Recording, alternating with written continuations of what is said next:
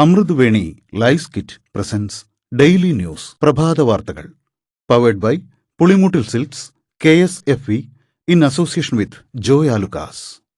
ഇത്തവണ ഫസ്റ്റ് അടിക്കില്ലേ നമ്മള്?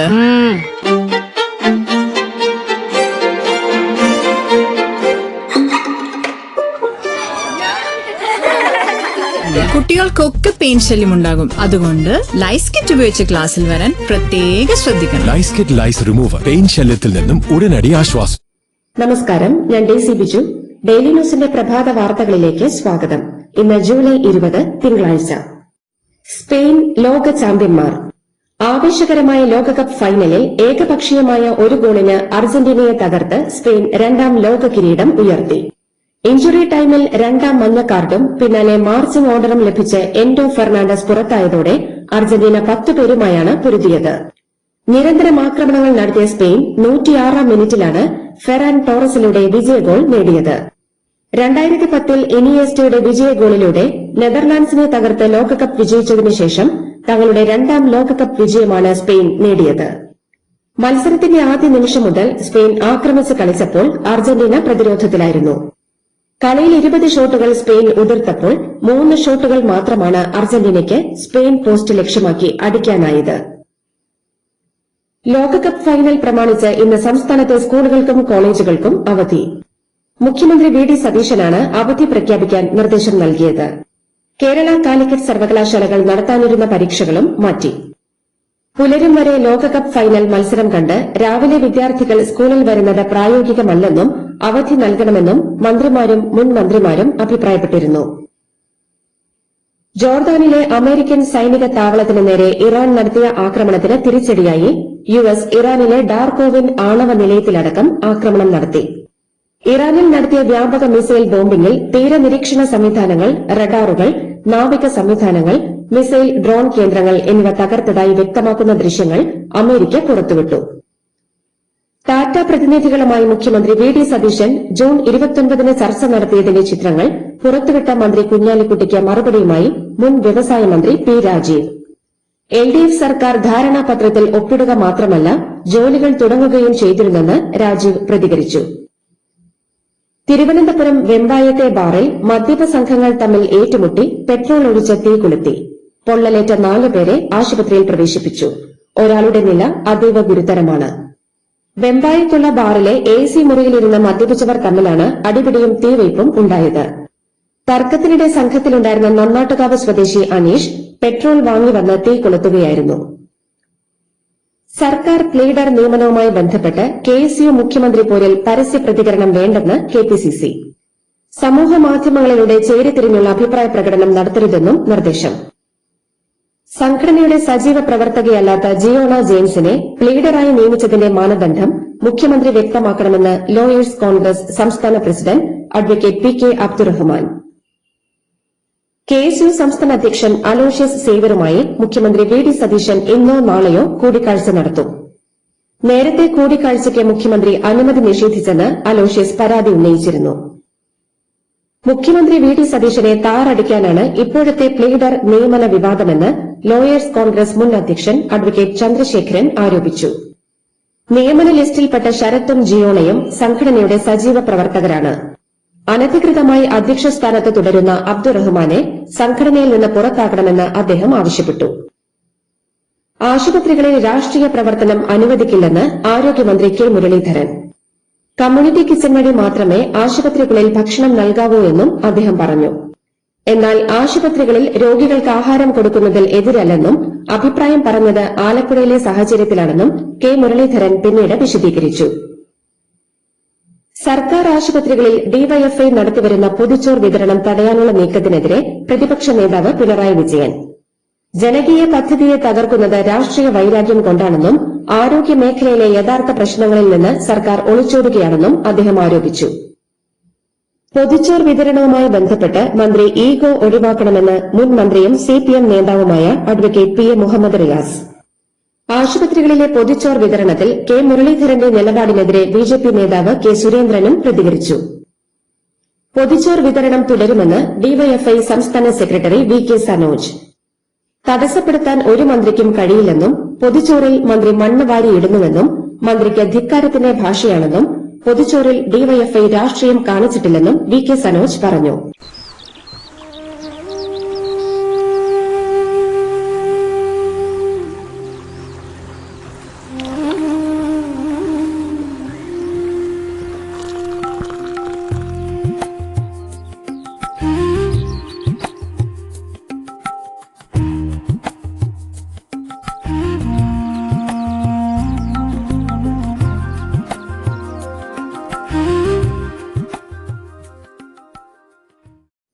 V S അച്യുതാനന്ദന്റെ ഓർമ്മക്കുറിപ്പടങ്ങിയ വാരാന്ത പതിപ്പ് അച്ചടിച്ച ശേഷം വിതരണം ചെയ്യേണ്ടെന്ന് സിപിഎം മുഖപത്രമായ ദേശാഭിമാനി തീരുമാനിച്ചത് വിവാദമായി.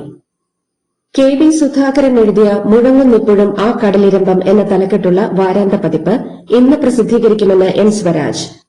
എന്നാൽ വാരാന്ത പതിപ്പിന്റെ അവസാന പേജിൽ ടി സി രാജേഷ് എഴുതിയ കള്ളൻ വിജയൻ ധന്യ നാടക ഗ്രാമം മുത്തിപ്പാറ പിഒ എന്ന തലക്കെട്ടുള്ള ലേഖനത്തിലെ കള്ളൻ വിജയൻ എന്ന പരാമർശമാണ് വാരാന്ത പതിപ്പ് പിടിച്ചുവെക്കാൻ കാരണമായതെന്ന് സാമൂഹ്യ മാധ്യമങ്ങളിൽ വിവാദം. വി എസ് അച്യുതാനന്ദന്റെ ഓർമ്മക്കുറിപ്പടങ്ങിയ വാരാന്ത പതിപ്പ് അച്ചടിച്ച ശേഷം വിതരണം ചെയ്യാതിരുന്ന ദേശാഭിമാനിയുടെ നടപടി തന്റെ ശ്രദ്ധയിൽപ്പെട്ടിട്ടില്ലെന്ന് സിപിഎം കേന്ദ്ര കമ്മിറ്റി അംഗം P Rajeev.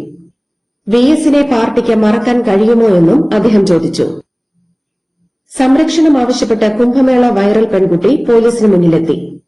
Ernakulam central police സ്റ്റേഷനിലാണ് സംരക്ഷണം തേടി പെൺകുട്ടി എത്തിയത്. പെൺകുട്ടി എവിടെയെന്നറിയാതെ എങ്ങനെ സംരക്ഷണം കൊടുക്കുമെന്ന് പോലീസ് കോടതിയിൽ പറഞ്ഞിരുന്നു. നായർ സർവീസ് സൊസൈറ്റി നേതൃത്വത്തിലെ ഏകാധിപത്യ പ്രവണത താനെ തകരുമെന്ന് K B Ganesh Kumar. NSS നേതൃത്വത്തിൽ ഉടച്ചുവാർക്കൽ ആവശ്യമുണ്ടോ എന്ന ചോദ്യത്തിന് അതൊക്കെ താനെ വരുമെന്നായിരുന്നു ഗണേഷിന്റെ മറുപടി. കേരളത്തിലെ ശിശുമരണ നിരക്ക് ഉയർന്നതായി റിപ്പോർട്ട്. ദേശീയ സ്റ്റാറ്റിസ്റ്റിക്കൽ റിപ്പോർട്ട് പ്രകാരം 2024 സംസ്ഥാനത്തെ ശിശുമരണ നിരക്ക് 5-ൽ നിന്ന് 8-ലേക്ക് ഉയർന്നു. നവജാത ശിശുക്കളുടെ മരണക്കണക്കിലെ മാറ്റം ഗൌരവത്തോടെ പരിശോധിക്കണമെന്ന് ആരോഗ്യ വിദഗ്ധർ പറയുന്നു.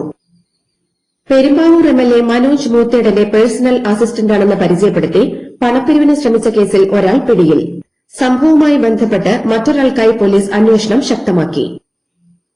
തമിഴ്നാട് സർക്കാരിന്റെ ചെന്നൈയിലെ അമ്മ ക്യാന്റീനുകളിൽ സന്ദർശകരുടെ എണ്ണത്തിൽ വൻ വർധന. സബ്സിഡി നിരക്കിൽ ഭക്ഷണം നൽകുന്ന ഈ പദ്ധതി പരിഷ്കരിക്കാനുള്ള സംസ്ഥാന സർക്കാരിന്റെ തീരുമാനത്തിന് ശേഷമുള്ള മാസങ്ങളിൽ ദിനംപ്രതിയുള്ള ജനപങ്കാളിത്തത്തിൽ 55% വർധനവാണ് രേഖപ്പെടുത്തിയത്. വന്ദേമാതരത്തെ അധിക്ഷേപിച്ചാൽ തടവ് ശിക്ഷ ഉറപ്പാക്കുന്ന ബില്ല് ഇന്ന് രാജ്യസഭയിൽ അവതരിപ്പിക്കും. കേന്ദ്ര ആഭ്യന്തരമന്ത്രി അമിത്ഷായാകും ബില്ല് അവതരിപ്പിക്കുക. പാർലമെന്റ് സമ്മേളനത്തിന് മുന്നോടിയായി കേന്ദ്ര സർക്കാർ വിളിച്ചുകൂട്ടിയ സർവകക്ഷി യോഗത്തിലേക്ക് തൃണമൂൽ കോൺഗ്രസ് വിമതപക്ഷത്തെ ക്ഷണിച്ചതിൽ പ്രതിഷേധിച്ച് പ്രതിപക്ഷം യോഗത്തിൽ നിന്ന് ഇറങ്ങിപ്പോയി. പ്രതീകാത്മകമായ പ്രതിഷേധത്തിന് ശേഷം പ്രതിപക്ഷാംഗങ്ങൾ പിന്നീട് തിരിച്ചെത്തി യോഗത്തിൽ പങ്കെടുത്തു. അയോധ്യ ക്ഷേത്രക്കൊള്ളയിൽ അന്വേഷണം ആവശ്യപ്പെട്ട് പ്രധാനമന്ത്രി നരേന്ദ്രമോദിക്ക് രാഹുൽ ഗാന്ധി കത്ത് നൽകി. പാർലമെന്റിന്റെ വർഷകാല സമ്മേളനം ഇന്ന് തുടങ്ങാനിരിക്കെയാണ് രാഹുൽ കത്ത് നൽകിയത്. അയോധ്യ ക്ഷേത്രക്കൊള്ളയിൽ പാർലമെന്റിൽ പ്രധാനമന്ത്രി മറുപടി പറയേണ്ടി വരുമെന്ന മുന്നറിയിപ്പ് കൂടിയാണ് രാഹുൽ നൽകിയിരിക്കുന്നത്. രാഹുലിനൊപ്പം കോൺഗ്രസ് അധ്യക്ഷൻ മല്ലികാർജ്ജുൻ ഖർഗെയും പ്രധാനമന്ത്രിക്ക് കത്ത് നൽകിയിട്ടുണ്ട്. രാജ്യത്തെ സിറ്റിംഗ് രാജ്യസഭാ എംപിമാരുടെ ശമ്പളം, അലവൻസുകൾ, മറ്റ് സൌകര്യങ്ങൾ എന്നിവയ്ക്കായി കഴിഞ്ഞ 2 സാമ്പത്തിക വർഷങ്ങളിലായി കേന്ദ്രം ചിലവഴിച്ചത് 262 കോടിയിലധികം രൂപ. ഇതിൽ 151 കോടിയിലധികം രൂപയും എംപിമാരുടെ യാത്രകൾക്കും അലവൻസുകൾക്കുമാണ് ചിലവിട്ടതെന്ന് വിവരാവകാശ നിയമപ്രകാരമുള്ള മറുപടിയിൽ പറയുന്നു.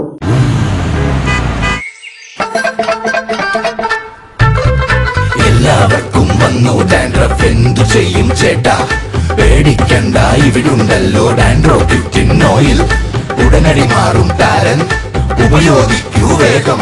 അമൃത്വേനി Dandroquit, the ultimate dandruff solution. Jammu കാശ്മീരിലെ രജൌരി ജില്ലയിൽ രാത്രിയിലുടനീളം പെയ്ത കനത്ത മഴയെ തുടർന്നുണ്ടായ മിന്നൽ പ്രളയത്തിൽ 10 പേർ മരിച്ചു. നദികൾ കരകവിഞ്ഞു. ടൌണിന്റെ മിക്കയിടങ്ങളും വെള്ളത്തിൽ മുങ്ങി. നൂറുകണക്കിന് താമസക്കാരെ സുരക്ഷിത കേന്ദ്രങ്ങളിലേക്ക് മാറ്റി. ജന്തർ മന്ദറിലെ നിരാഹാര സമരവേദിയിൽ നിന്ന് ആശുപത്രിയിലേക്ക് മാറ്റിയ ആക്ടിവിസ്റ്റ് സോനം വാങ്ചുക്കിന്റെ ആരോഗ്യസ്ഥിതി തൃപ്തികരമാണെന്നും തുടർ ചികിത്സ വേണമെന്നും സഫ്ദർജംഗ് ആശുപത്രി അധികൃതർ മെഡിക്കൽ ബുള്ളറ്റിനിൽ അറിയിച്ചു. അതേസമയം സോനം വാങ്ചുക് ആശുപത്രിയിലും നിരാഹാര സമരം തുടരുകയാണ്. മധ്യപ്രദേശിൽ ഏകീകൃത സിവിൽ കോഡ് നടപ്പാക്കാൻ ബിജെപി സർക്കാർ. മുഖ്യമന്ത്രി മോഹൻ യാദവിന്റെ നേതൃത്വത്തിലുള്ള മന്ത്രിസഭ ഏകീകൃത സിവിൽ കോഡ് ബില്ലിന്റെ കരടിന് അംഗീകാരം നൽകി. ഇന്ന് ആരംഭിക്കുന്ന നിയമസഭയുടെ മൺസൂൺ സമ്മേളനത്തിൽ ബിൽ അവതരിപ്പിക്കും. ഭാനിയാവാല ഋഷികേശ് ദേശീയപാത വികസനത്തിനായി 4369 മരങ്ങൾ മുറിക്കാനുള്ള തീരുമാനം ഉത്തരാഖണ്ഡ് സർക്കാർ മരവിപ്പിച്ചു.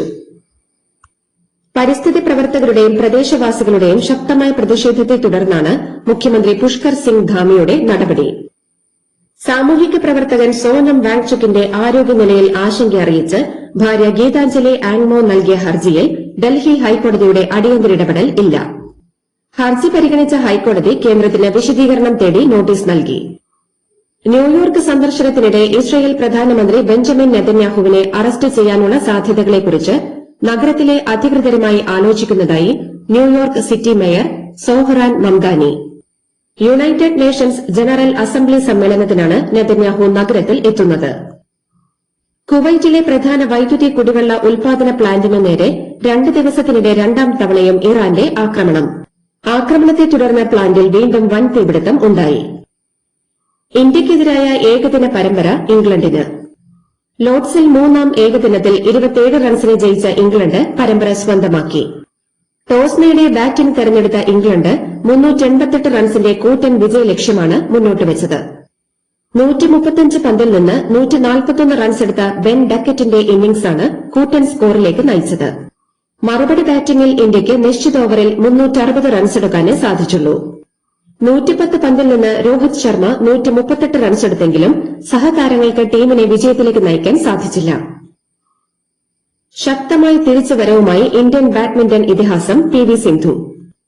ജപ്പാൻ ഓപ്പൺ സൂപ്പർ 750 ടൂർണമെന്റിന്റെ ഫൈനലിൽ ജപ്പാന്റെ അകാനെ യമഗുച്ചിയെ തകർത്ത് സിന്ധു കിരീടം ചൂടി. നേരിട്ടുള്ള ഗെയിമുകൾക്കായിരുന്നു സിന്ധുവിന്റെ വിജയം. ഈ ജയത്തോടെ ജപ്പാൻ ഓപ്പണിൽ കിരീടം നേടുന്ന ആദ്യ ഇന്ത്യൻ താരമെന്ന റെക്കോർഡും സിന്ധു സ്വന്തമാക്കി. ലോകകപ്പ് ഫൈനൽ മത്സരം ആരംഭിക്കുന്നതിന് തൊട്ടുമുൻപ് മെറ്റ്ലൈഫ് സ്റ്റേഡിയത്തിൽ നാടകീയമായി എത്തിച്ചേർന്ന US പ്രസിഡന്റ് ഡൊണാൾഡ് ട്രംപ് ശ്രദ്ധാകേന്ദ്രമായി. ഔദ്യോഗിക ഹെലികോപ്റ്ററായ മറൈൻ വണ്ണിലാണ് അദ്ദേഹം എത്തിയത്. ഫിഫ പ്രസിഡന്റ് ജിയാനി ഇൻഫാന്റിനോയ്ക്കൊപ്പമാണ് ട്രംപ് കലാശ പോരാട്ടം കാണാൻ ഗാലറിയിൽ ഇരുന്നത്. ലോകകപ്പ് ഫുട്ബോളിലെ താരമായി റോഡ്രിയെ തെരഞ്ഞെടുത്തു. സ്പെയിനിന്റെ കുതിപ്പിന് മധ്യനിരയിൽ കളിച്ച താരമാണ് റോഡ്രി. മികച്ച യുവതാരത്തിനുള്ള പുരസ്കാരം സ്പെയിനിന്റെ സെന്റർ ബാക്കായ പൌ കവ്വാർസി സ്വന്തമാക്കി. മികച്ച ഗോൾ കീപ്പർക്കുള്ള ഗോൾഡൻ ഗ്ലൌ നേടിയത് സ്പാനിഷ് ഗോൾവല കാത്ത ഉനായ് സിമോണാണ്. കൂടുതൽ ഗോൾ നേടിയ താരത്തിനുള്ള ഗോൾഡൻ ബൂട്ട് ഫ്രാൻസിന് വേണ്ടി 10 ഗോളുകൾ അടിച്ചുകൂട്ടിയ എംബപ്പെ സ്വന്തമാക്കി. ഇതോടുകൂടി ഡെയിലി ന്യൂസിന്റെ ഇന്നത്തെ പ്രഭാത വാർത്തകൾ സമാപിക്കുന്നു. ഡെയിലി ന്യൂസിന് വേണ്ടി വാർത്തകൾ വായിച്ചത് ഡെയ്സി ബിജു. ഡെയിലി ന്യൂസ് ലൈവ്.in വാർത്തകൾ വിരൽ തുമ്പിൽ.